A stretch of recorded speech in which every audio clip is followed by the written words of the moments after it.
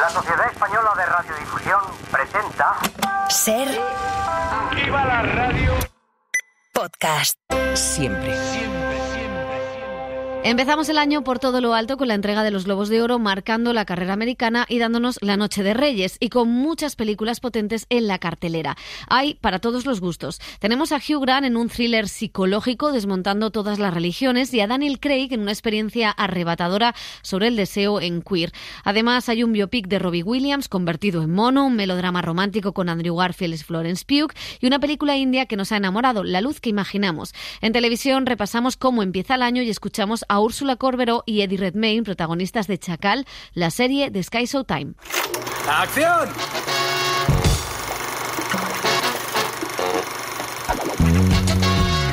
El cine en la Ser con Pepa Blanes.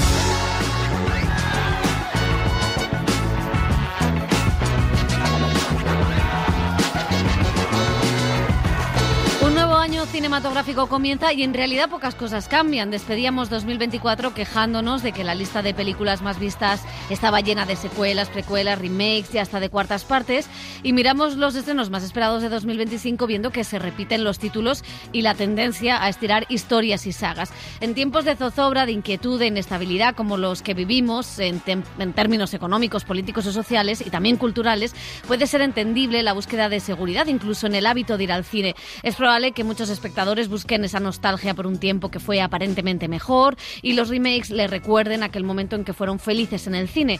También porque prefieran asegurar que les va a gustar lo que ven. O simplemente es que es fácil de seguir en un momento donde las tramas, quizá por influencia de la televisión, se han simplificado y sobreexplicado. Al hilo de esto, un medio americano ha publicado estos días que en Netflix piden a los guionistas que escriban historias y diálogos que la audiencia pueda entender, incluso si está haciendo otra actividad mientras ve una serie o una película. Todos nos llevamos las manos a la cabeza, pero todos sabemos que miramos el móvil cuando vemos cualquier ficción en casa. Pedimos siempre a las creadoras, a quienes producen y a quienes distribuyen, que sean valientes, que arriesguen y que nos sorprendan, pero en realidad como espectadores parece que a veces queremos cosas supuestas. Replanteémonos también nuestro papel activo como espectadores, porque el cine no crece solo desde una parte.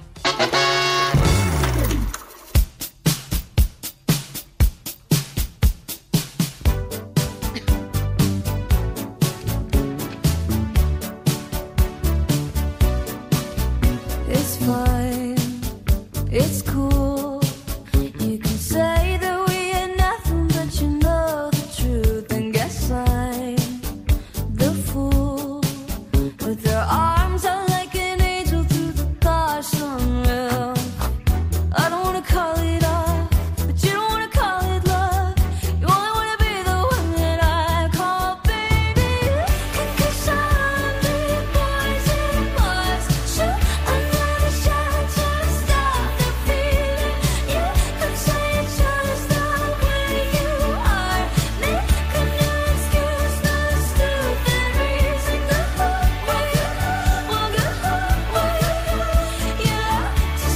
Hola, ¿qué tal? Feliz año. No sabía cómo pisar a Chapel Roan, la verdad. No se pisa. Es complicado, es complicado. Elio Castro, Hola, José Manuel feliz Romero, año. feliz año. Feliz año, hombre. Sí, ¿Tú eres hombre. más de Charlie o de... iba a decir, ¿has pasado un verano Brad, unas vacaciones Bat? Sí, O sea, bastante. Me parece bien. No, bien, todo bien, todo bien. Sí, Elio es lo que Castro, se puede esperar de... Hemos perdido un poco a Elio Castro en Elio este Castro, momento. Luego explicamos este vale, sublenguaje, vale. Sí. este subtexto. Bueno, feliz año a todos y a todas las oyentes. Arrancamos pues un 2025 con mucha plancha, como diría José Manuel Romero, porque son los Globos de Oro ya mismamente este domingo. Y la verdad es que estamos muy, muy nerviosos. No sé si tenéis alguna favorita. Pues yo creo que se va haciendo un run a lo largo de estos meses de Emilia Pérez, ¿no? Emilia Pérez parece que está situándose con opiniones como, por ejemplo, la de James Cameron. Oliver Stone. En fin, hay una serie de cineastas que la ponen como su película favorita de este año y yo creo que en la recta de salida de esta temporada de premios americana se sitúa bastante bien, ¿no? Y yo imagino que más de un Globo de Oro va a ganar. Esperemos que el de Carla Sofía Gascón. Eso esperemos, aunque no está fácil. Y yo creo que va a ser interesante la noche de los Globos de Oro para perfilar un poco la temporada americana, porque está muy abierta. A la vez, para nosotros es muy divertido, porque otros años, como comentábamos en programas anteriores, viene todo muy dado en algunas ocasiones. Y este año, por ejemplo, Emilia Pérez, pues si gana el Globo de Oro, se lo gana a Nora, es decir, a la Palma de Oro en Cannes, a una película americana que está teniendo muy buen recorrido. De hecho, Mickey Madison es posiblemente la gran rival de Carla Sofía Gascón en la categoría de Mejor Actriz a Comedia o Musical, pero también los Globos de Oro tienen la oportunidad de una Demi Moore en el escenario, que es Por la Sustancia, otra película que viene creciendo mucho. Va a ser interesante verlo también en la categoría de drama, que luego en los Oscars se achica todo mucho, solo en una categoría, pero The Brutalist, ¿es una película que políticamente molesta en Estados Unidos o va a hacer carrera hacia los Oscars o van a apostar por otras opciones que hay? Yo creo que va a ser una noche interesante y que está todo bastante abierto, y que a lo mejor las nominaciones tan abultadas de Emilia Pérez se quedan en eso o no, o se queda en canción y poco más. Bueno, yo espero a ver qué pasa. Ojalá gane Carla Sofía Gascón. La verdad que sería histórico, porque sería la primera actriz española en esa categoría, porque Penélope Cruz lo ganó en Mejor Actriz de Reparto, también de Alcobendas, 2 actrices de Alcobendas que podrían ganar en los Globos de Oro. O sea que sería, la verdad es que sería un momento maravilloso, y yo creo que está estupenda. Y es verdad que Mickey Madison también tiene un relato, pero como que no sé, y que Anora es quizá la contrincante de Emilia Pérez. Yo de Brutalist realmente no sé si veo no sé los Globos de Oro, pero desde luego la Academia Americana no sé si veo algo tan no me gustaría llamarlo experimental, porque no es una película experimental, pero arti político, ¿no? Sí, que no sé si es el gusto de la Academia últimamente, o buscan algo un poquito más comercial. Recordad que también Javier Bardem está nominado como mejor actor secundario en una serie de televisión por ese papel de Monstruos, la serie de Netflix, y yo no sé si aquí ganará Bardem o no. Bueno, él está muy bien, y la verdad es que el hecho de que le hayan reconocido en los Globos de Oro ya es un punto. Yo no sé si lo va a ganar. Yo creo que no está entre el favorito, así en la lista de favoritos, pero sí que, de todas maneras, también los Globos de Oro hay que tener en cuenta que son periodistas los que votan, que se ha abierto un poquito, que a ti no te dejaron entrar, siempre lo recuerdo. Se ha diversificado, por eso precisamente se han diversificado. O sea, hay votantes de otras partes del mundo, y entonces yo creo que sí que en ese sentido tanto Carla Sofía y como Javier Bardem, pues yo creo que tienen sus posibilidades, ¿no? Al entrar ese nuevo grupo de votantes no americanos, ¿no? No, se nota en las nominaciones, porque también es muy significativo que Payal Capadia haya logrado las nominaciones que ha logrado. Ahora hablaremos de la película La luz que imaginamos, que es una película muy pequeña, una segunda película, y lo que demuestra la carrera de premios es que el festival que mueve los hilos es el Festival de Cannes, ¿no? O sea que en realidad todo lo que aupa Cannes es algo que los americanos miran con lupa, aunque sea, digamos, pues mucho más de autor, ¿no? Antes decía José lo de Emilia Pérez y Anora, pero también La Sustancia es una película que ganó premio en Cannes. Ojo a Coralie Farjad, claro. y a la vez es sintomático, ¿no? Es con el ojo puesto en Cannes, y Cannes cada vez más americanizado de alguna manera, o más pendiente de los grandes estrenos y las grandes pelis con estrellas americanas, conservando todavía y cuidando al cine de autor, como ahora hablaremos de Payal Capadia, pero sí que hay esa retroalimentación que les gusta a todos, tener resonancia en la temporada de premios. Pues esta semana hay mucho estreno relacionado con los Globos de Oro, con alguna que otra nominación en esa lista. Vamos a hablar de uno de los actores nominados, Hugh Grant, por su papel en Heretic, que es uno de los estrenos, como decimos, de esta semana. Una película dirigida por Scott Beck, Brian Woods, responsable de Un lugar tranquilo. Es una película que habla de la fe, donde dos jóvenes misioneras acaban encontrándose con un personaje malvado, que es el que interpreta este actor Hugh Grant, que tiene una cara de pillo y siempre la ha tenido, o sea que en eso sí que estamos. Bueno, el resto de la comedia romántica inglesa de los 90, con películas como Notting Hill, 4 bodas y un funeral, Love Actually y posteriormente, o incluso en papeles más cómicos, ¿no? Como los de Wonka o Paddington, da un giro con este rol de psicópata que además vino a presentar a España. ¡Hala! Usted lee más que nosotras. No, en serio, señor Reed. ¡Qué instruido! Bueno, jovencitas, creo que ya es la hora. ¿La hora de qué? La hora de la iluminación. Oh.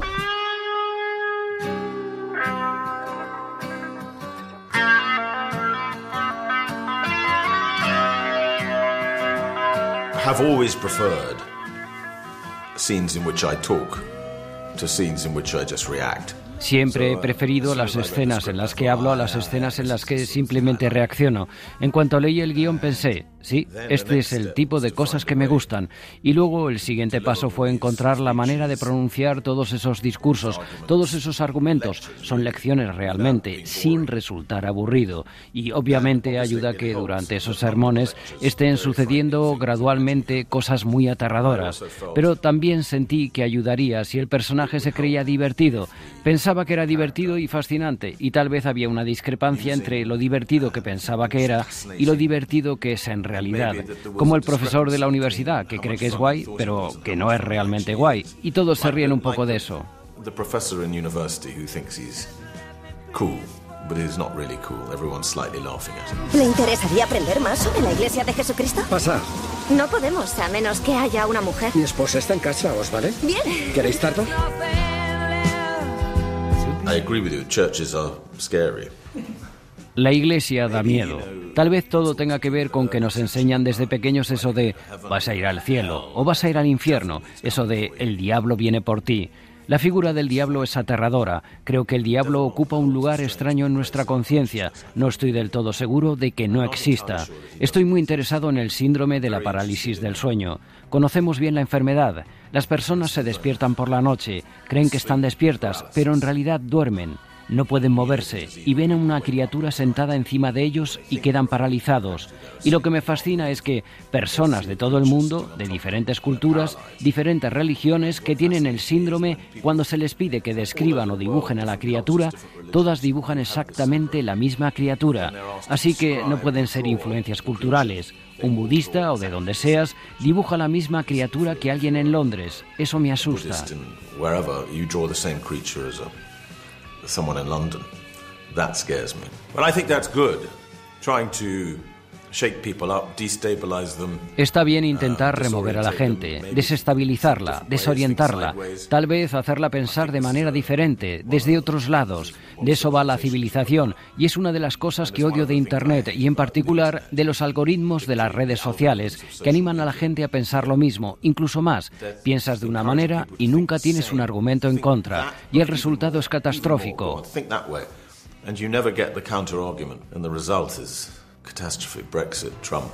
Brexit, Trump, Le Pen y a la inversa, la intolerancia, la superioridad moral y la censura woke de la izquierda. Sanctimonious, censorious wokeism on the left. I learnt too much during the filming of it, but doing the press. Because everyone keeps asking me this question about how I feel about religion. Aprendí mucho durante el rodaje, pero también cuando hablo con la prensa, porque todo el mundo me hace esta pregunta: ¿qué opino de la religión?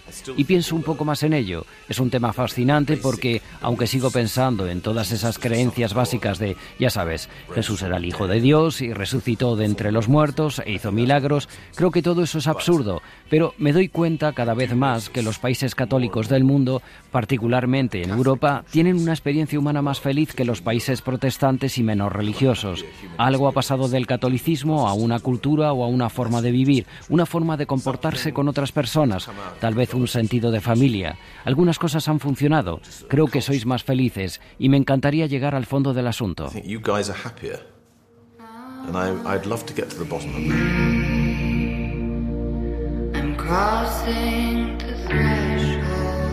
I have to tick a lot of boxes, actually. Maybe too many. That's why I don't work very much. En realidad tengo que marcar muchas casillas, quizá demasiadas. Por eso no trabajo mucho. Tengo que pensar que puedo aportar por mi parte para que sea beneficioso para todos y que nos divirtamos juntos. Además, tengo que creer que todo el guión, toda la historia va a ser entretenida. No me molesto en ir a trabajar a las 5 de la mañana si creo que nadie va a ir a ver la película. Estoy muy atento para que todo sea entretenido. Tiene que dar a las personas una buena relación calidad-precio por el dinero que han pagado por una entrada. Money they've paid for a ticket. My modern manifesto. Pues Hugh Grant en uno de los papeles que le ha dado un Globo de Oro, porque esto de cambiar de registro siempre gusta a los votantes de los premios. ¿Qué tal esta película en la que él habló a gusto de todo? O sea, demostró que los europeos podemos hablar de cine y política sin ninguna medida.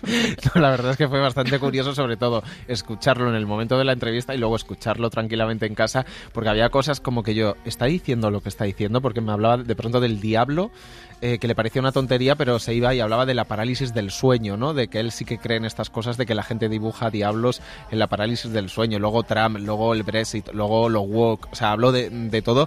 Y en la película la verdad es que está muy bien porque tiene esto de seductor, un poco haciendo mansplaining a estas chicas mormonas que llegan a su casa, pero con algo como a través de la palabra, ¿no? Engatusando, dando estas lecciones, estos sermones. Y la película empieza muy bien porque es sobre todo un duelo dialéctico, dicen thriller de terror. Me parece más un thriller psicológico porque el guión está muy bien, realmente está muy bien, de estos dos directores que idearon la saga Un lugar tranquilo, y él empieza a desmontar con estas chicas mormonas tan así contenidas un poco todas las religiones, no solo la religión católica, pero empieza a hablar básicamente de que son obras de ficción que se han reciclado durante siglos de una a otra o de otra manera, ¿no? Y las llega a comparar con las cadenas de comida rápida, con el Monopoly. Pues más de uno podría poner una denuncia tal y como está. Efectivamente, como está la cosa, o lo mejor de todo con los plagios musicales, ¿no? En plan, desde Radiohead a Lana del Rey, ¿no? Que ha habido ahí un plagio en cadena por distintas canciones. Y está bien, luego ya empieza un juego de madriguera, ¿no? Que no salen de esa casa, que esa casa tiene distintos pasadizos, como elige la puerta por donde es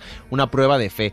Al final se eleva un poco, empieza un poco repetitiva y tal, pero la verdad es que está muy bien. Él está entre divertido, alguien que se cree más inteligente de lo que es, canallita, seductor con la palabra, y se lo pasa muy bien, y de verdad que da miedo sin perder ese carisma que tiene él como actor. Y la verdad es que últimamente se lo pasa muy bien. Sí, yo creo que ya llega un momento en su vida en la que pasa absolutamente de todo y ha decidido disfrutar, y es verdad que le recordamos por esas comedias románticas, ¿no? Como Notting Hill o Cuatro bodas y un funeral, pero ya había dejado ver un poco su lado perverso en Undoing, la serie esta, sí, en lo que hace un poco un personaje también, y luego tiene un escándalo muy inglés. Un escándalo muy inglés también, eso es un personaje, se aleja un poco de ese tipo de comedia, de ser titubeante, que titubea y mueve las pestañas rápidamente, ¿no?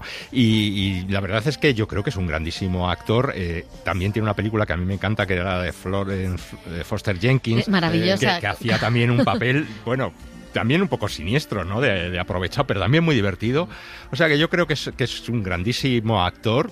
Como tipo, ya te digo, que tiene esa flema británica que puede hablar absolutamente todo. Sus escándalos recordemos también. Que, fíjate, no se cancelaba, ni se cancela. O sea que él se ha salvado de todas las cancelaciones y tiene motivos para estar cancelados. Y recordar, bueno, que en España fue protagonista de Remando al Viento, estuvo rodando aquí a las órdenes de Gonzalo Suárez y también conoce bastante bien Madrid. Sí, decía que está en un momento en el que no se molesta en levantarse a las 5 de la mañana, si no va a ser una película entretenida, y que vaya la gente a verla, que tenga taquilla, ¿no? Que valga la pena ir al cine. Decían, no me molesto en trabajar. Pues veremos qué hacer Etic de taquilla.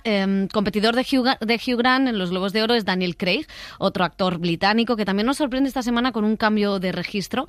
El último de los James Bond, ese papel masculino por excelencia, se convierte ahora en un trasunto del escritor de la generación Beat, William Burroughs, en Queer. Es la adaptación de la famosa novela Marica, se tradujo en español, que realiza el italiano Luca Guadagnino. Pero una vieja y sabia reinona me enseñó que yo tenía el deber de vivir, de vencer el odio con inteligencia, sinceridad y amor.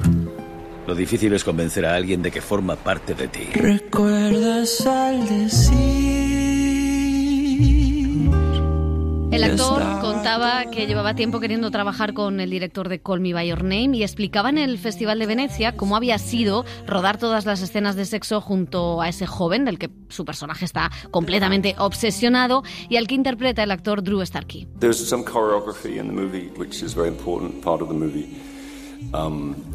Drew and I started rehearsals on that months before we started filming, which is dancing with someone is a great icebreaker.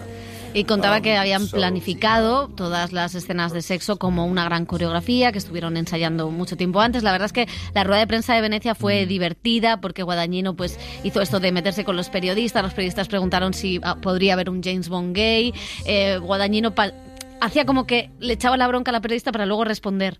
O sea que, pues muy Luca... Y quitarle la pregunta que sabía que iba Daniel Craig. Exactamente, muy Luca Guadagnino. Lo cierto es que junto a Daniel Craig están Leslie Manville, David Lowery, Jason Statham o el director argentino Lisandro Alonso. La obra soñada de Guadagnino porque decía el director que sentía una deuda con el escritor desde joven, como nos contaba en una entrevista. What else should I be? Quando ho letto il libro la prima volta, credo che le cose che mi abbiano colpito più profondamente fossero... Cuando leí el libro por primera vez hubo dos cosas que me impresionaron profundamente. Una es la historia de amor que está en el centro del libro.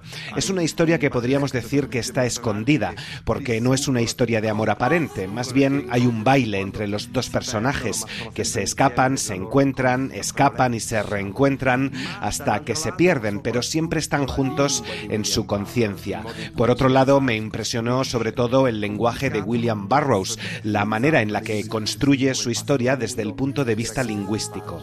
Quindi diciamo, del libro per me quello che resta più profondamente è proprio William Burroughs.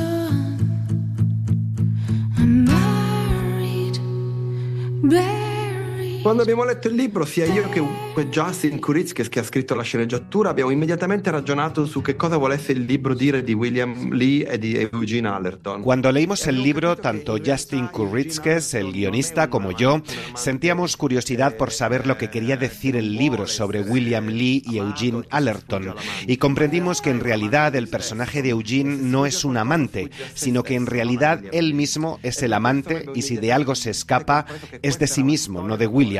Ahí comprendimos de inmediato que se trataba de una historia de amor. Cuando el libro termina en la jungla, pensamos en que, para ser fieles al amor que estaba presente en el libro y a la forma en que William Burroughs había querido contar esa historia de amor, era necesario que los enamorados pudieran fusionarse en la experiencia de la droga, de la ayahuasca. Y así fue como decidimos terminar el film y combinarlo con la parte que se había quedado en la jungla con el final. Bloccata nella giungla col finale. Non credo che il libro parli di questo, certamente non il film. Noi non siamo mai negli Stati Uniti nel film. No creo que el libro trate de Estados Unidos y la pérdida de libertad, desde luego no lo hace la película. Creo que la libertad más importante para mí es la libertad interior de cada uno de nosotros. Solo adquiriendo una forma de libertad interior frente a nuestra propia represión, podremos quizá algún día quemar las superestructuras que nos encierran como sociedad. Sí puedo decir que la sociedad americana de hoy es una sociedad en crisis. Es una sociedad que en este momento especialmente se enfrenta a un punto muerto muy grave. Per avvenire si trova di fronte a un impasse molto grave. Hablaba Guadagnino de ese impasse molto grave que era la reelección de Donald Trump, que finalmente pues acabaron sucumbiendo al pecado y ganó Donald Trump. La entrevista la hicimos antes de las elecciones americanas y claro, lo que cuenta la película, que es lo que cuenta la novela en parte, ¿no? Porque es que ese exilio forzado a México por consumo de drogas y por sexo con hombres que vivió el propio escritor y que vive este trasunto del personaje, pues tenía mucho que ver con esta pérdida de libertades. Aquí hay diferencia de opiniones, Elio Castro. Nos vamos porque a uno le ha gustado y a otro no la película de Luca Guadagnino. Yo creo que Luca Guadagnino está en busca de busca y captura. En busca de un nuevo éxito, ¿no? Que le lleve a Call Me By Your Name, y que últimamente yo creo que estaba... Pues lo intentó con Suspiria, que era un remake, y en Rivales más comercial, ¿no? Con Zendaya. Entonces, yo creo que no están como intentando buscar un poco su lugar en el mundo, ¿no? Hacer algo suficientemente, pues desde el punto de vista cinéfilo, que le atraiga, ¿no? El interés. Y luego sin olvidar ese lado también comercial con una figura como Daniel Craig, que también es un actor en busca de su sitio después de hacer James Bond y que quiere cambiar rápidamente de estilo, de papel, ¿no? De que no se le asocie a James Bond, y nada mejor que romper radicalmente con el James Bond tradicional, hacer un personaje muy complicado y difícil. A mí me parece que está estupendo, y a mí me daba mucha pereza el decir el típico actor que después de haber hecho un James Bond ahora hago una campaña de premios, y me ha parecido tan sutil, tan de verdad, la Sí, promoción muy que ha hecho arriesgado Daniel por su parte, Craig, cómo ha hecho la promoción o cómo ha hablado del personaje y de la novela, quiero decir que otro actor mucho más americanizado hubiera hecho, poco más que hubiera contado que una vez con 14 años le gustó un chico de su clase, ¿sabes? O sea, se hubiera inventado cualquier historia o hubiera dado potencia, y sin embargo me parece que Daniel Craig ha hecho algo bastante sensato y sereno, ¿no? Dentro de este mundo de locos que son las campañas de premios. Hombre, se nota que es una decisión muy medida y que hay una elección de este papel que sabe que simboliza en su carrera una ruptura de alguna manera, hacer algo diferente, entrar en un circuito de festivales con un protagonista en el Festival de Venecia, que también era importante, romper de alguna manera con lo que venía haciendo, y es un riesgo. Y también se nota que ha estudiado mucho este papel, que ha estudiado las motivaciones del personaje. A mí, sinceramente, la película que me espanta, tengo el recuerdo de Venecia bastante, me espanta porque creo que muchas veces cuando se adapta una novela de hace, pues imagínate, 70 años, que es el caso de esta, estaba en un entorno, en unas condiciones, y no veo que la traiga, no le pido indudablemente que la traiga al presente, pero que le dé una temática, una lectura contemporánea, o que nos muestre algo. Aquí creo que Guadagnino está muy fascinado por ese recuerdo suyo de joven con esa novela y con la novela original, que respeta bastante la adaptación hasta el final, donde sí que cambia cosas y la actualiza de alguna manera, sobre todo con la vida personal del escritor, de su mujer, no vamos a decir más cosas. Y sí que Daniel Craig está fantástico. A mí lo que pasa es que me aburre porque no me cuenta nada, me parece una película vacía que intenta entrar en un modo sensorial en esta celebración pero a la vez tormentosa del deseo de Daniel Craig, del protagonista, en esta idea de la obsesión de perseguir, de buscar, de llevarte al amante de la ayahuasca. Todo el momento de la ayahuasca me parece un circo, y lo que le hace a Leslie Manville me parece un desastre. Toda esa parte, la ayahuasca, que aprenda un poco, que se ponga la Mesías, el viaje, y vea un poco lo que hace Roger Casamayor. Pero es que no me llega a interesar en ningún momento la historia de hombre atormentado, deseo, por ese México de cartón piedra, que entiendo que quiere que sea de cartón piedra y busca ese efecto, pero sí que le veo indudablemente una planificación de director mucho más que en Rivales, por ejemplo, que era una película de montaje, no mucho más efectista en ese sentido. A mí es que me parece profundamente bello lo que hace Guadagnino, porque como tantos niños gays, el cine y la literatura fueron su refugio, y esta novela lo fue porque de alguna manera habla de un deseo no correspondido, que luego William Burroughs era un verdadero capullo, ¿no?, que mató a su mujer jugando a Guillermo Tell. O sea, esto es una cosa real, ¿no? Y todo aquello y todos esos sentimientos estaban también de alguna manera en la novela y están en su obra. Pero esa mirada a aquella época, pues eso, que casi México era el refugio de muchos americanos que no podían ser libres realmente, ¿no? Que es casi una paradoja. Me parece muy bonito cómo utiliza y cómo traslada algo que era muy difícil de hacer, que era poner imágenes a este libro. Y realmente me parece poderosamente bello la escena del cine donde están viendo, creo que es Orfeo de Cocteau, si no me equivoco, y cómo se sale del personaje, o sea, todos los juegos que hace para salir del personaje, los cuadros de Chirico o las emulaciones de cuadros de Chirico, ese México de cartón piedra, o la inclusión de Nirvana o de New Order en la película, como diciendo, no, esto no pertenece a un momento concreto, sino esto es una ensoñación. A mí me parece realmente bellísimo, y creo que es uno de los pocos directores que es capaz de hacer ese tipo de evocaciones. Yo no soy muy fan del cine de Guadagnino, me gustan muy pocas películas, pero esta me ha gustado especialmente, y es muy regular. Muchísimo, hay momentos que a mí se me hacen pesados, hay momentos que no les salen, pero me parece tan bello, como ese canto de amor al niño que fue y al niño que fue feliz gracias a esa novela, ¿no? Y esa como de alguna manera le devuelve aquello que la novela le dio, y yo creo que sí tiene una conexión con la actualidad, porque sí que habla de deseos, sí que habla de hombres perdidos. No tiene que ver con el deseo homosexual, aunque en muchas partes el deseo homosexual sigue estando prohibido, y para mucha gente, incluso en países donde está permitido, se lo tienen prohibido. Los de las estampitas lo saben bien, pero creo que sí que habla de gente perdida, que vaga, que tiene que encontrarse o amarse a sí mismo antes de buscar el cariño a los demás. O sea, que yo creo que hay muchas reflexiones, y que yo creo que sí que ha sabido darle una pátina mucho más tierna al personaje de la que tenía en la novela. Y a mí sí, o sea, yo sí que es una película que disfruté, a pesar de que es un viajazo bastante tremendo. Quizá a lo mejor lo que pasa es que a Burroughs le conviene más un director más oscuro como Cronenberg, que ya lo hizo en El almuerzo desnudo, que tampoco que Guadagnino, que siempre es un poco preciosista, tiene ese toque estético italiano. Claro.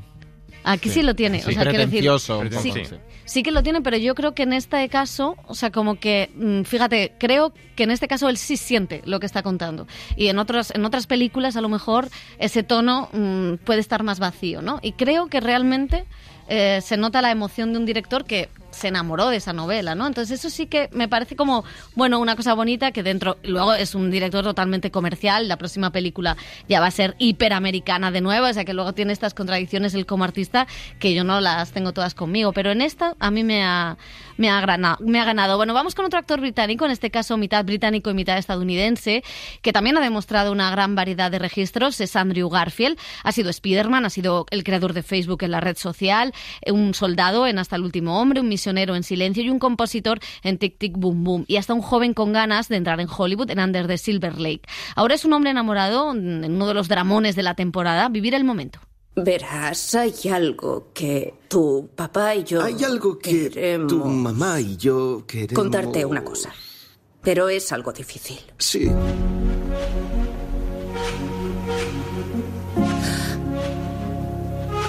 ¿Dónde están mis calzoncillos? Oh, ni puñetera idea. Perdona, pero ¿nos conocemos de algo? Sí, no...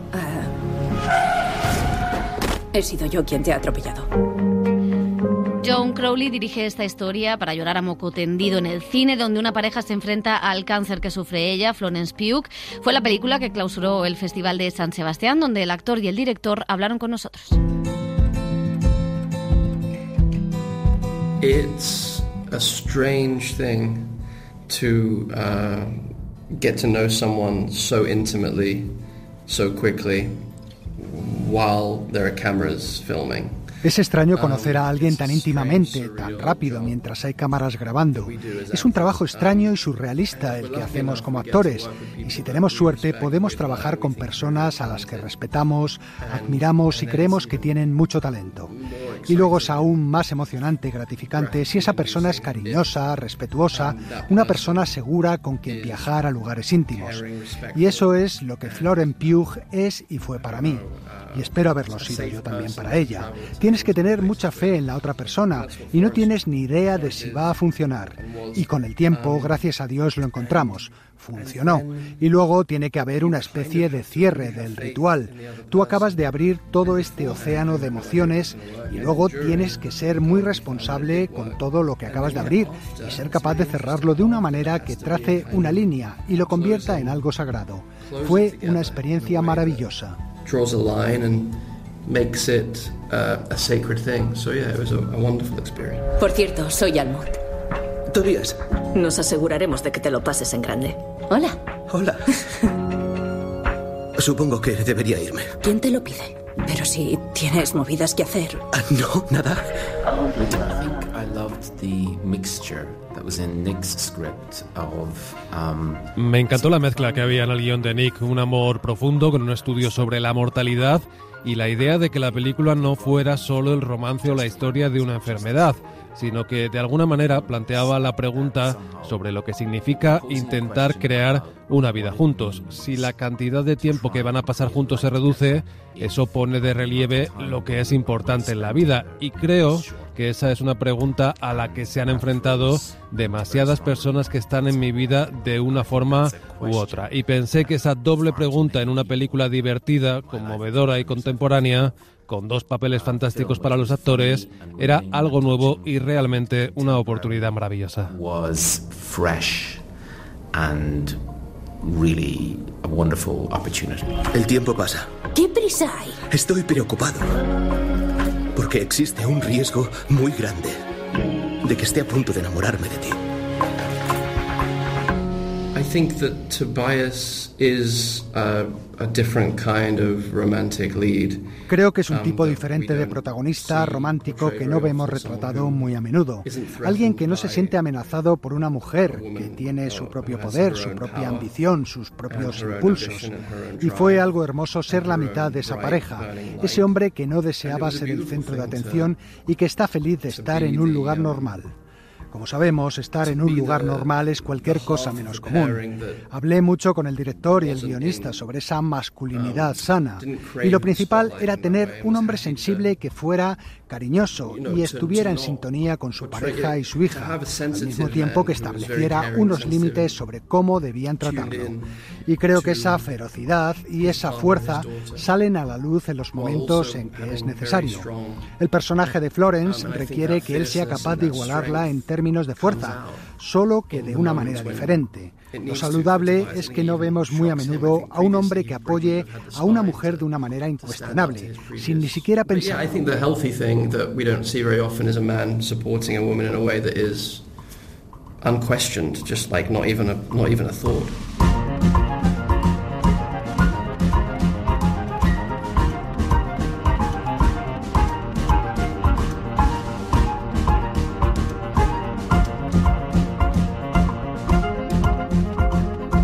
Bueno, pues aquí también vamos a discrepar.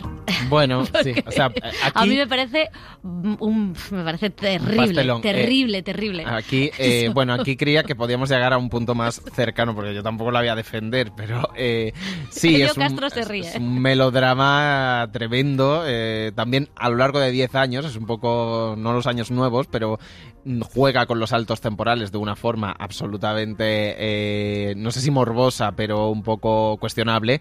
Y lo que salva la película es que la relación entre ellos dos, entre Florence Pugh y Andrew Garfield, y la química que hay... Es menos creíble que... A mí me gusta. Yo me la lloré un poquito, pero entiendo que es un melodrama cursi, muchísimo, que juega con esos saltos, que luego juega con el futuro de la niña, que sí que le da una vuelta a los roles un poco, donde él es pues un hombre bastante anodino, ella es una chef de prestigio que tiene que renunciar a muchas cosas en su carrera, se cruza el amor, la enfermedad, la hija que tiene, y acaba todo siendo un poco, pues eso, intensito y melodramático, que se viene demasiado arriba. ¿Algo que decir? Florence Pugh, ya. Sí, es maravillosa. Florence Pugh, que es estupenda, y Andrew Garfield está bastante bien. El problema es que es un guión terrible, en una historia en la que además, en cierta manera, el trato a la enfermedad es un poco, no voy a decir irresponsable, pero casi, ¿no? A mí la verdad es que no me gustó mucho, como podéis ver. Bueno, nos queda una estrella más, esta vez es un músico convertido en actor. Robbie Williams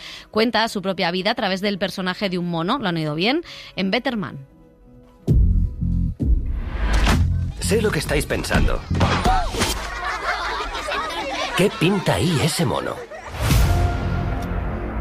Soy Robbie Williams, una de las principales estrellas del pop del mundo.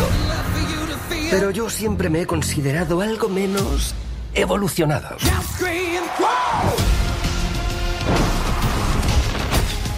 Pues le contaba el cantante a Helio Castro que está un poco decepcionado con el cine que se hace ahora, que no hay riesgos, de ahí que él defienda pues esta propuesta tan loca.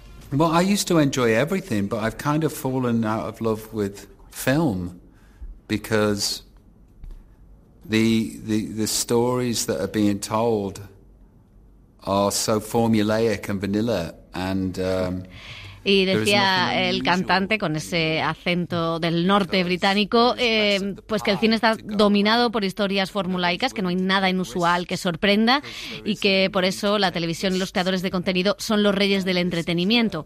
No sé qué series ha visto últimamente para decir esto, pero bueno. Y que tampoco se plantea ni dirigir ni dedicarse a la interpretación, pero si tuviera que elegir...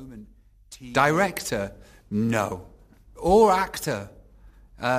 Maybe I think out of the two, I'd prefer to be a director than an actor. I've been on film sets separate to this one. Pues que lo tiene claro, que él dirigir. Bueno, cantante de momento. Cantante de momento que saca disco en 2025. Sí, y además es un auténtico show encima del escenario, se dirige a sí mismo, se interpreta a sí mismo. Yo, la verdad es que de la película... Lo que no entiendo es por qué lo del mono. Pues porque hay que arriesgar, Helio Castro. Ya, hay que arriesgar según él. Es que me tiene desconcertado yo cada vez que lo pienso. Yo creo que perdí la cuenta de las uvas, de las campanadas, porque entre la sexta y la séptima volví a recordar que, digo, ¿y por qué lo del mono? Y ya, no comí todas las uvas. Bueno, más aparte es que me parece que cuando uno va al cine, pues quiere ver un actor que interpreta, hemos visto a alguien que interpreta a Elton John, a Freddie Mercury, en fin, no pasa nada. Pues puedes poner a un un nuevo valor, que haga el personaje de joven, yo qué sé, el que sea el narrador, el que salga al final, no sé, cualquier cosa, pero poner a un mono creado por... Y luego la película no deja de ser una biopic musical más de ascenso, caída, sueño, drogas, recuperación, en fin, números muy espectaculares, canciones que algunas son preciosas, muy bonitas, una coreografía también de algunas pues espectaculares, ya digo, pero la película en sí no deja de ser una fórmula bastante comercial y bastante ya vista. Pues, pero además, con el mono. Tampoco sé qué tipo de público tiene esta película, porque bueno, los fans de Teidad no sé si están dispuestos a ir al cine. Ojalá sí, ¿no? Y ojalá encuentre a su público. Bueno, vamos a volver a los Globos de Oro. Hablábamos del fenómeno Emilia Pérez, película que salió reforzada de Cannes y que es la más nominada a los premios, como comentábamos, pero hay otra grata sorpresa para el cine de autor, La luz que imaginamos. Es el gran premio del jurado de Cannes, la segunda película de la directora india Payal Kapadia, que cuenta la historia de amistad de dos amigas en el Bombay actual. Prava, es para ti. ¿Lo de quién es? No lo pone. Made in Germany. ¿No vive allí tu marido? ¿Cuándo fue la última vez que te llamó? Diría que hace un año. So the first time I was interested to have these two women of two different generations. Lo primero que me interesó fue tener a dos mujeres de dos generaciones diferentes. La más joven, que estaba intentando encontrar un nuevo amor romántico, y la mayor, que está atrapada en una situación matrimonial algo extraña. La contradicción entre estas dos es lo que indagamos.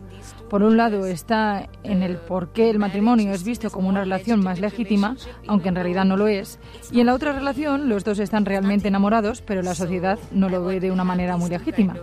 Quería tener estos dos tipos de contradicciones del romance cotidiano en la India. in India. ¿Cómo pudiste casarte con un desconocido? Creo que yo no podría hacerlo. I think that unfortunately our society and Creo que lamentablemente nuestra sociedad está diseñada de tal manera que se beneficia mucho de que las mujeres no sean amigas.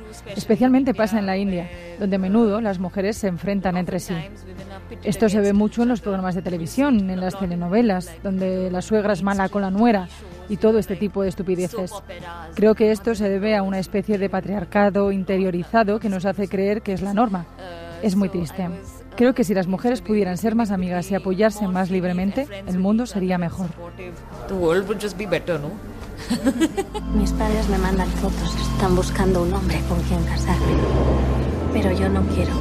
No se puede escapar del destino. I was thinking a lot about, like in India, like we eat a lot of rice in our food. It's like He pensado mucho en esta cuestión. En la India comemos mucho arroz y lo comemos bueno. Es como el pan para los franceses, supongo. Lo comemos en muchas comidas. La arrocera es un lujo para una ama de casa, cuando estás al frente de una familia con muchas personas y puede hacer todo en la arrocera. Pensé que este tipo de mezcla entre el capitalismo y los valores patriarcales y familiares estaba bastante bien encarnada en la arrocera. Me gusta mucho que en el cine puedas coger cosas que son normales y hacerlas seductoras. Es algo que está en la publicidad. Puedes grabar una olla a presión, una arrocera, y hacerla sexy. Pueden pensar que es raro, pero la idea era usarlo para hablar de deseos de las mujeres, que a veces se han visto corrompidos por este lenguaje de imágenes que tenemos. Y de repente, ella está más interesada en este aparato de cocina que en cualquier otra cosa. Fue una subtrama que fue cobrando sentido en mi cabeza. Algunos la llaman la ciudad de los sueños, pero yo creo que es la de las ilusiones. Para no volverte loca, debes creer en esa ilusión. I feel that the feeling of light kind of affects your mood. Creo que la sensación de luz afecta de alguna manera al estado de ánimo y quería que la película tuviera dos sensaciones de luz diferentes. En la India, al menos donde yo nací, en Bombay, solo hay dos estaciones. Una es el monzón y otra es en la que hace calor. No hay meses, no hay invierno, no hay todo lo demás. Quería mostrar dos sensaciones diferentes de la luz. Una tenía que ser el monzón, que es de un gris muy azul, parecido al clima actual. Está nublado y llueve durante 3 o 4 días seguidos, de modo que es como una lluvia torrencial. Es algo muy diferente. Y durante la segunda mitad de la película quería tener luz solar y amarilla, que puede ser un poco dura. Esos dos sentimientos contrastantes son los que van acompañando a los sentimientos de la película.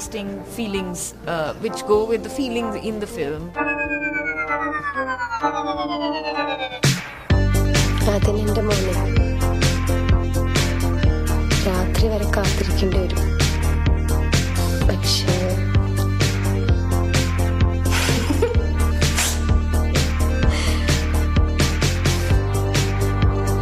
La directora aprovecha esta relación de dos amigas para contar, como escuchábamos, el día a día de las mujeres en su ciudad, los retos amorosos, el machismo, el clasismo, pero también la crisis económica y los recortes. En una, para mí, ya una de las películas que estará en mi top del año que viene. No lo olvidemos, vamos a apuntarlo, porque luego nos olvidamos de exactamente, enero, de las primeras de enero. Que se quedan, que se estrenó también el primero. Y luego pasa una cosa que decimos al final del año, esta película, ¿no? O los que se quedan. Dicen, no, pero ese es del año pasado. No, claro, nosotros hacemos un top, ya lo explicamos, que los oyentes hayan podido ver en el cine, para que no aquí, porque unos han podido ver en festivales, otros han podido... No, aquí hacemos las cosas... Estrenadas comercialmente en el año natural. En el año natural. Y posiblemente esté, yo creo, en mi top, o sea, lo siento por Daniel Craig, por Hugh Grant y por todos, la película para hoy de la semana es esta, y siendo una película profundamente bella, conmovedora, simple en la estructura narrativa, pero a la vez muy bonita, ¿no? El arco que tienen las protagonistas y cómo presenta a esas mujeres precarias, amigas, en un piso compartido, en la ciudad, en el caos de esa ciudad, trabajando en un hospital, una enamoradiza, otra con un marido ausente que se fue y del que no sabe desde hace tiempo, y cómo todo eso se va, cada una, ¿no? Va teniendo su propia evolución a lo largo de la película, acaba en el campo con otra amiga mayor, un desahucio de por medio, y creo que es precioso lo que hace la directora, a la vez no solo en el guión, ¿no? Que creo que están muy bien construidos los personajes, sino en la puesta en escena, en las imágenes, en la manera de rodar, en los traveling, en la luz que tiene la película, y creo que es una peli preciosa, la peli de Año Nuevo. A mí me gusta mucho la primera película de esta directora, que ganó la Cámara de Oro en Cannes, está en Filmin y la van a estrenar en cines a final de mes. Ya era toda una declaración de intenciones. En aquel momento era, no sé si os acordáis de My Mexican Bretzel, que era a través de cartas y de imágenes. Eran unas cartas reales de un amor imposible entre dos castas, que eso también está en esta película, ¿no? Porque, bueno, de alguna manera cuenta la modernidad de la urbe, la modernidad de un país, pero a la vez como pues la situación de las castas, la islamofobia, los recortes en aquel momento, en aquella primera película era la universidad y aquí es los hospitales públicos. Entonces, cómo va contando cómo es una sociedad a través de la relación de dos mujeres, dos enfermeras que comparten piso y una tercera que es la trabajadora de un hospital y que va a ser desahuciada, ¿no? Y cómo la relación de las tres, de edades diferentes, con situaciones emocionales muy distintas, cómo esas tres relaciones, bueno, pues se van entendiendo. Yo creo que es un canto precioso a la amistad femenina y también al amor, ¿no? A qué es el amor, con una escena de una arrocera que seguro van a entender cuando la vean, que es maravillosa, y en una película en la que además funde el documental y la ficción, como ya hacía en la primera. Ella decía que se había influenciado mucho en Chantal Akerman y en Agnès Varda, y es cierto, y cómo la luz juega con los contrastes de la luz en según qué momento y en según qué personaje. Así que me parece que Payal Capadia es uno de los descubrimientos de la temporada. Apunten este nombre porque yo creo que va a hacer películas maravillosas. Y vamos a un estreno que va directamente a plataformas, a Netflix. Es Wallace y Gromit, La venganza se sirve con plumas, película nominada a Mejor Film de Animación también en los Globos de Oro, y otra nueva historia de este estudio británico. Feathers McGraw, you have been found guilty of the attempted robbery of the Blue Diamond. Y en Movistar de alquiler tienen Saturday Night. Es la película que cuenta cómo se creó, entre el caos y la desconfianza, uno de los mejores programas de la televisión, el Saturday Night Live, de todos los tiempos. Fue hace 50 años, gracias a Lord Michels, un idealista que pensó que este formato de humor podría triunfar. Jason Reitman dirige esta mirada al inicio de un show por el que han pasado pues los grandes cómicos y actores del Hollywood actual. Ojo, que el protagonista, Gabriel Labelle, también tiene nominación al Globo de Oro. Hey, free comedy show, plenty of seats, plenty of tickets left, guys, free show. Fuck's sake. Y terminamos con la última película de Marc Ferrer, el director catalán famoso por rodar sin medios, sin actores profesionales y por desmarcarse de todos los procesos de la industria. Estrena estos días en Filmin Reír, llorar, tal vez cantar. Es una comedia musical que cuenta la historia de amor entre una mujer trans y un inmigrante ilegal marroquí en un homenaje a Fassbinder y a Todos nos llamamos Ali. Quiero enamorarme y tener novio.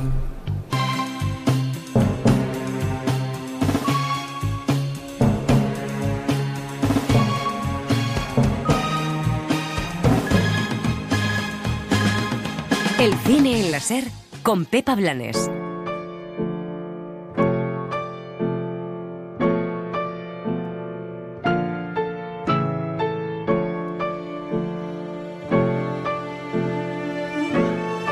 Las series. Sunflowers never get to bloom and see the day. Sunflowers are content to wish their lives away.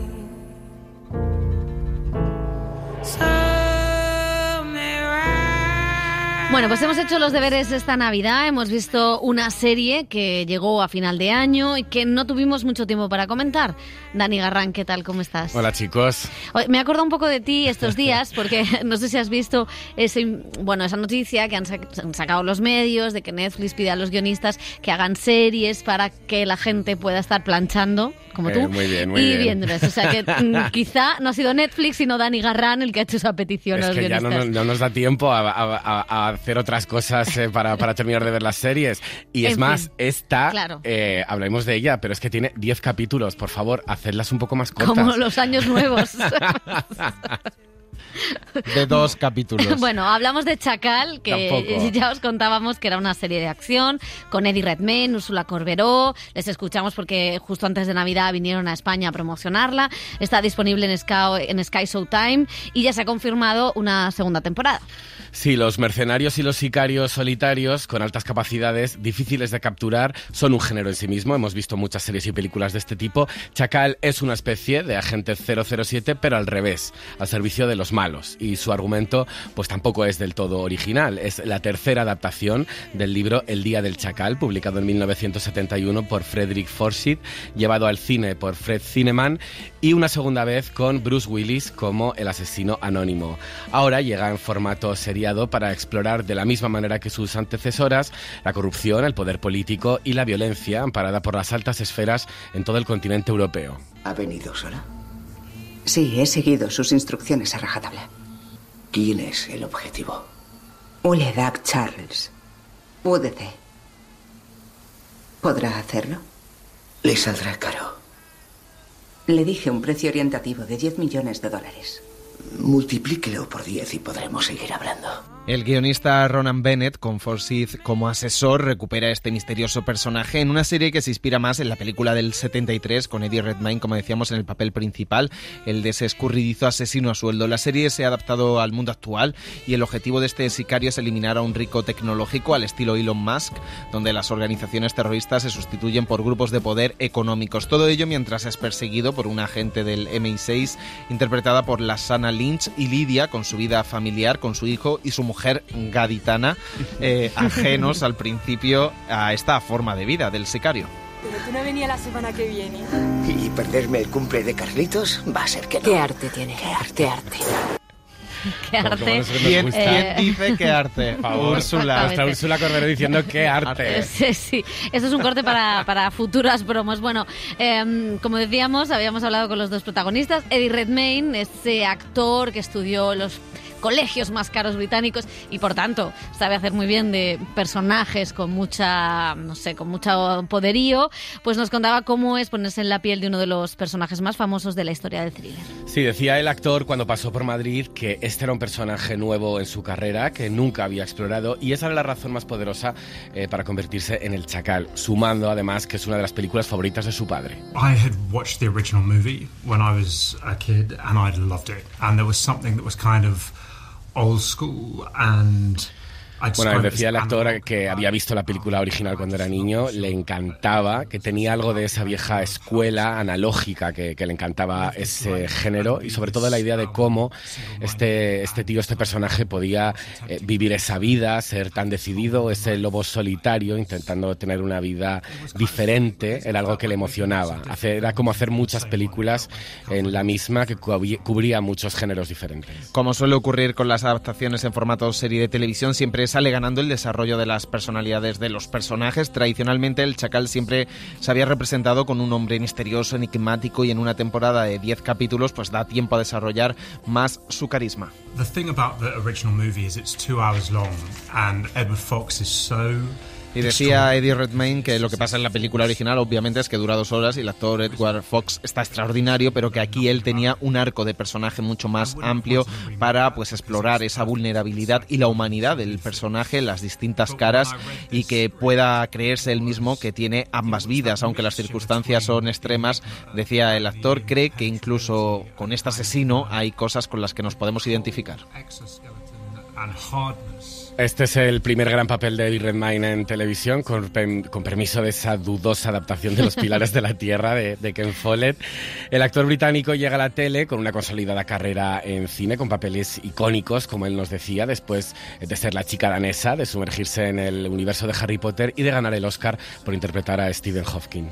I've been lucky in the past to kind of work on things that are related to things that are iconic, whether it was the... Precisamente decía que había tenido la suerte de trabajar con papeles icónicos, como en el mundo de Harry Potter o cuando interpretó a Stephen Hawking. Eso conlleva mucho nivel de responsabilidad, y que lo que le gustó de este guión de Chacal es que lo hicieron productores y escritores que eran fans de la historia y de su ADN. Le parecieron guiones completamente diferentes, y eso que le gustaba más del género. Le encantaba que el Chacal sea un fanfarrón y que cambie de aspecto, y que sobre todo es algo que se distingue de otras series y películas del género. Podríamos titular este programa Actores británicos que quieren cambiar de registro, porque veníamos hablando de Hugh Grant y Daniel Craig en el cine, y Eddie Redmayne, que con esta cara de niño bueno con sus pecas parece que no ahora de asesino a sueldo, es un cambio también, un giro en la carrera. Estaría bien que hiciera de clase obrera, pero esto lo va a tener Eso más le viene complicado. muy grande. Bueno, escuchábamos reírse de fondo a Úrsula Corberó, y también la escuchábamos hablar con ese acento gaditano. Ella interpreta a la mujer del Chacal, un personaje que no estaba en la novela original. Sí, nuestra Úrsula ya es una estrella internacional después de La Casa de Papel, y siempre en nuestros corazones como Rosa Pelar en El Cuerpo en Llamas. Aquí es Nuria, la mujer del Chacal, un personaje que no existía en las otras versiones de la historia y que humaniza al protagonista. Trabajar con Eddie fue uno de los principales motivos por el cual quise hacer este proyecto. Y después me pasó algo bastante curioso cuando leí los guiones, que sentí que dentro del género de espionaje, de acción, sentí que era algo como un giro, ¿sabes? A este tipo de género. Me pareció algo muy novedoso ver al Chacal, que es una especie como de James Bond, verlo como más humanizado y con una vida paralela, con familia. Me pareció algo como muy, no sé, muy moderno.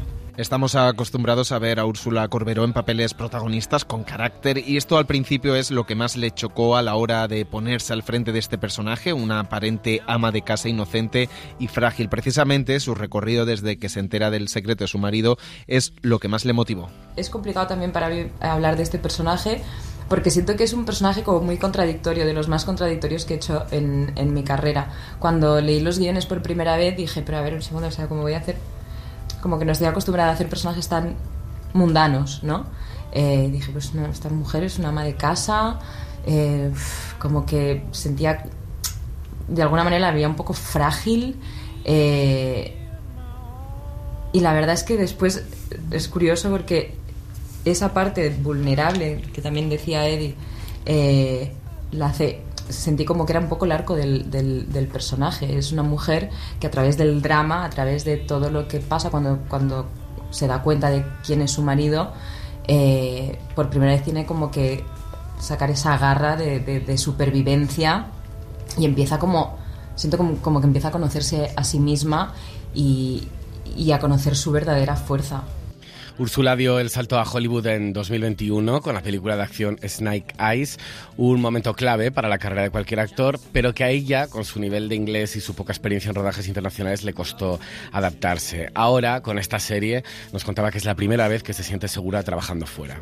Evidentemente es diferente porque tenemos diferentes culturas, diferentes maneras de hacer las cosas. No deja de ser... Un rodaje es un rodaje, siempre. Es agotador. Requiere de muchísima concentración y en ese sentido sí que siento que, bueno, pues es un poco lo mismo, pero sí que es verdad que yo aquí pues ya tengo una carrera de fondo, ya conozco a la mitad de la gente y yo cuando empecé a trabajar en Estados Unidos yo pues no hablaba inglés. Entonces lo viví un poco de forma traumática, te sientes un poco, de repente es como volver a conectar con una parte tuya como súper vulnerable de cuando empezabas el primer día de la escuela y no conocías a nadie, ¿sabes? Pero bueno, yo creo que esas cosas después también como que te hacen sentir muy bien contigo mismo cuando te das cuenta de que tu inglés mejora, cuando te das cuenta de que cada vez te sientes más valorada, pero sí que es verdad que claro, pues para mí ha sido como empezar de cero, cuando yo ya llevo muchos años trabajando aquí en España. En este rodaje ha sido como que me he empezado a sentir un poco como en España. La verdad, me he sentido valorada, he sentido ya no solamente valorada, sino también como que para ellos era importante saber mi opinión, no solamente de una cosa mía de construcción del personaje, sino como de saber mi opinión de los guiones, de cómo entre todos podíamos ir hacia la misma dirección y construir algo bonito juntos. Bueno, pues la verdad es que es bonito escuchar a Úrsula Corberó decir esto en una serie que yo creo que así brevemente funciona. O sea, el problema que yo tengo con estas series es que no le puedo decir nada malo, pero tampoco me aportan nada nuevo, ¿no? No. Que es un poco lo que el estado en cuestión de la ficción últimamente, ¿no? Sí, es una serie correcta. Para mí le sobran unos cuantos capítulos, ya lo he dicho al principio. Creo que después de los giros que dan los 2 o 3 primeros capítulos, creo que pierde un poco de fuerza y alargan demasiado algunas escenas. Y bueno, me gusta la adaptación que se ha hecho a los tiempos de hoy en día, con ese gurú tecnológico al que persiguen y hay que matar, con esas altas esferas que están más hacia las empresas que hacia los gobernantes. Creo que eso está bien adaptado y el personaje de Redmayne a mí me funciona muy bien, así como muy misterioso. Bueno, pues bien. Veremos la segunda temporada y veremos también un poco qué nos depara el año en los seriéfilo. ¿Algún título que tengáis ganas de ver? ¿Alguna favorita para los Globos de Oro? ¿Algo que nos dé alegría en este enero? Que hemos tenido una ficción internacional un poquito de aquella manera. Yo necesito The White Lotus. Es algo que creo que he notado. que tiene que llegar, ¿no? En los primeros días de enero algo ha dicho que necesito el divertimento porque la segunda nos dio tantos momentos. Bueno, la primera también, pero la segunda por Italia fue increíble y fue divertidísima y tengo muchas ganas también de la vuelta de Last of Us y luego tengo muchas ganas de ficción española porque venimos de un año tan bueno que a ver qué nos depara este 2025.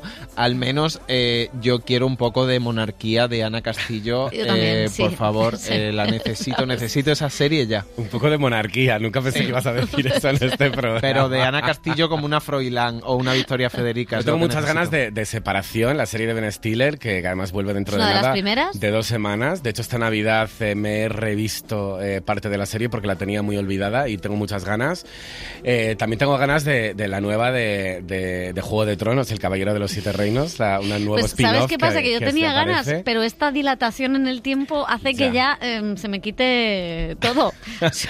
Y luego las nuevas que van un poco hacia la nostalgia. Vamos a ver una nueva serie de It, de Stephen King, una serie de Blade Runner, una serie de Alien.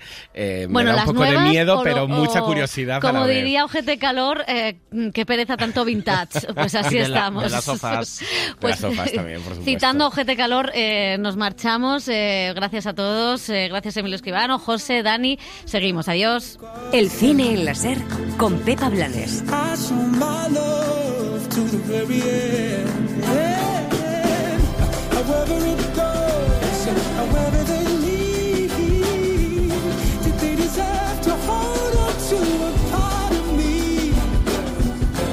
Running out of time for God's sake.